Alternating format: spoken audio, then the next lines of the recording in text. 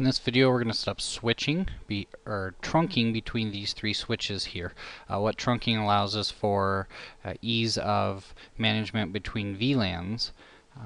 between switches when it comes to VLANs, so that we can set up so that if there's a VLAN 10 here and VLAN 10 here, that the switches can talk and say that this traffic is specifically for this VLAN, and the switches will read that. So how we'll go ahead and set that up is we go ahead and we'll log into this first switch 0 right here.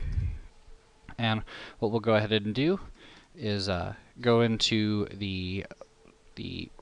Ethernet port that we want to set, or the interface that we want to set up for our switch, and that is FA0/1.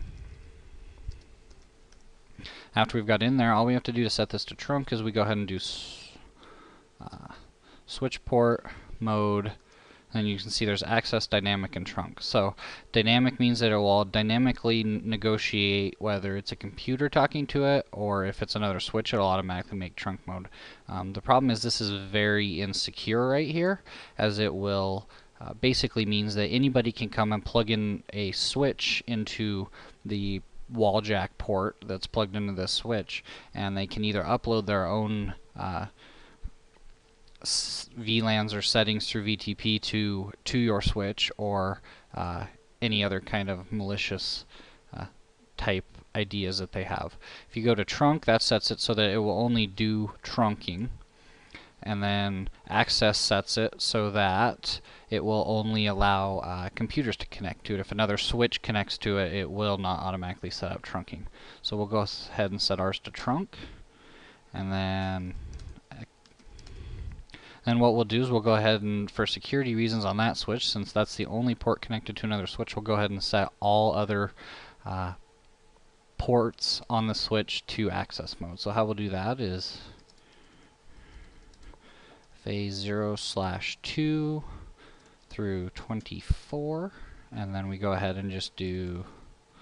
switch port mode access, enter. If we do a show run, we can go ahead and see that interface 1 is set to trunk mode,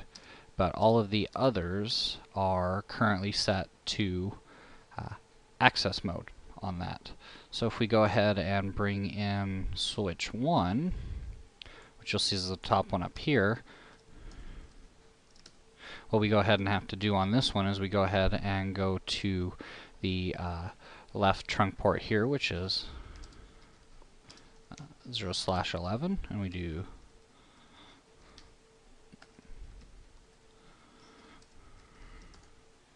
and then we go to the other one, which is FA0/12, and we go ahead and do you see, and you can see there it brought it down and brought it back up. So then we just go ahead and exit out. Now we need to do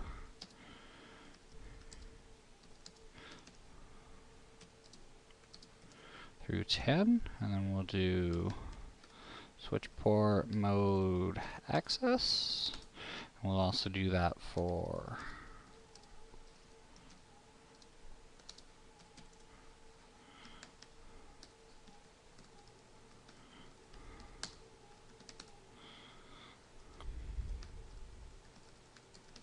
now you can see we've done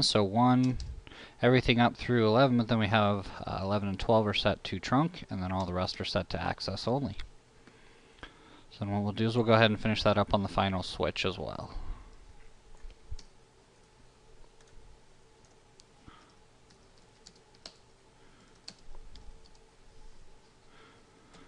And back on switch 2, we're back to FA0/1, and we'll go ahead and do switch port mode trunk for that one. And we'll go ahead and do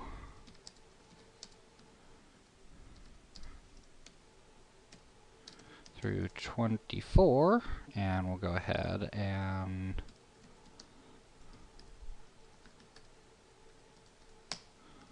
alright, and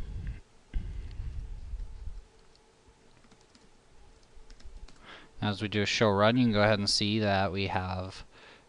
switch port mode trunk, switch port mode access, and everything on there will be access. So as you can see, we set up trunking between these two switches, but we've also set up an added security feature of that you cannot plug another Cisco switch into any of these ports that are not specifically set up as trunk ports and begin trunking and begin being able to hop VLANs and basically break the security that we will be creating once we create VLANs on this network. Thank you for watching.